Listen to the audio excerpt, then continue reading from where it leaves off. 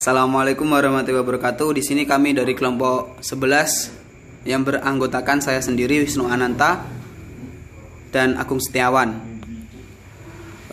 Kemudian di sini kami akan menerangkan tentang prospek pengadilan agama pasca lahirnya Undang-Undang Nomor 35 Tahun 1999 dan Undang-Undang Nomor 4 Tahun 2004. Langsung saja, kedudukan dan eksistensi PA dan Mahkamah Syariah pada era reformasi.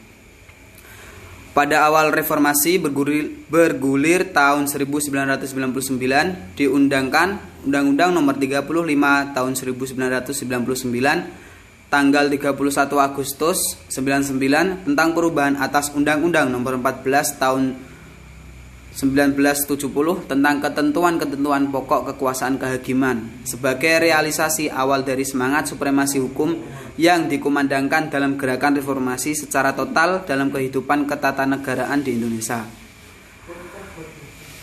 Pertimbangan penting perubahan Undang-Undang Nomor 14 Tahun 1970 tentang ketentuan-ketentuan pokok kekuasaan kehakiman adalah karena undang-undang ini dinilai telah menyimpang dari Undang-Undang Dasar 1945, di mana telah memunculkan dualisme pembinaan peradilan oleh dua kekuasaan yang berbeda, yaitu kekuasaan yudikatif dan kekuasaan eksekutif. Pembinaan peradilan pada waktu itu dipisah menjadi dua, yaitu pertama, pembinaan teknis yudisial berada di bawah Mahkamah Agung yang merupakan pelaksana kekuasaan yudikatif. Dan kedua, pembinaan administrasi yang meliputi aspek administrasi, organisasi dan finansial berada di bawah masing-masing departemen yang melaksanakan kekuasaan eksekutif di bawah presiden.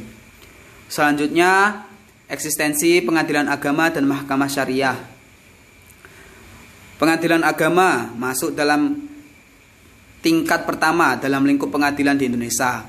Alasan dimasukkannya pengadilan agama ke dalam lingkup pengadilan Indonesia adalah Indonesia sebagai negara hukum yang berdasarkan Pancasila dan Undang-Undang Dasar 1945 yang bertujuan mewujudkan tata kehidupan bangsa yang sejahtera, aman, tentram, dan tertib.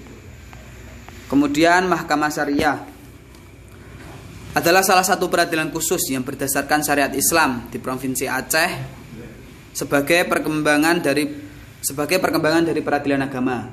Mahkamah Syariah dibentuk berdasarkan Undang-Undang Nomor 18 Tahun 2001 yang oleh Undang-Undang Nomor 4 Tahun 2004 tentang kekuasaan kehakiman dalam pasal 15 ayat 2 disebutkan bahwa peradilan syariah Islam di Provinsi Nanggur Aceh Darussalam merupakan pengadilan khusus dalam lingkungan peradilan agama sepanjang kewenangannya menyangkut kewenangan peradilan agama dan merupakan pengadilan khusus dalam lingkungan peradilan umum sepanjang kewenangannya menyangkut kewenangan peradilan umum. Selanjutnya tentang peluang dan tantangan PA dan Mahkamah Syariah yang akan diterangkan oleh Agung Setiawan. Selanjutnya adalah peluang dan tantangan peradilan agama dan mahkamah syariah. Peluang: dengan penyatuan atap diharapkan pengawasan akan lebih mudah dan efisien. Sistem satu atap akan lebih baik ketika diiringi oleh keberadaan komisi yudisial. Tantangan dapat kita lihat di sini. Ada beberapa poin. Yang pertama, ditinjau dari ajaran trias politika, pemisahan kekuasaan kehakiman, kekuasaan legislatif dan eksekutif menjadi lebih murni. Yang kedua, cakupan pertanggungjawaban kekuasaan kehakiman. Ia selain harus bertanggung jawab secara teknis yudisial juga secara administrasi.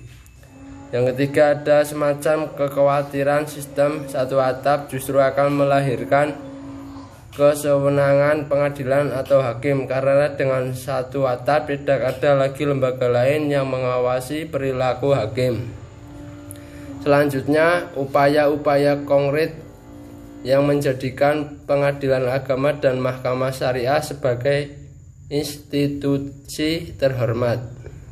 Pada pembahasan RUU Nomor 7 Tahun 1989 tentang peradilan agama oleh DPR, sebagian masyarakat kebanyakan dari unsur agama Katolik menuduh bahwa penegak RUU tersebut berarti penegak kembali Piagam Jakarta.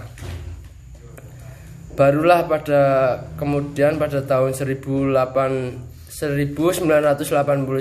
melalui Undang-Undang Nomor 7 Tahun 89 tentang Peradilan Agama yang disahkan pada tanggal 27 Desember, peradilan agama tidak lagi menjadi peradilan pupuk bawang, melainkan ia sudah dapat berperan sebagai lembaga peradilan yang sesungguhnya.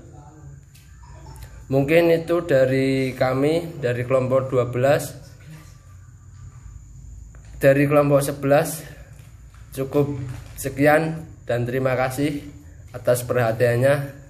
Kami tutup. Wassalamualaikum warahmatullahi wabarakatuh.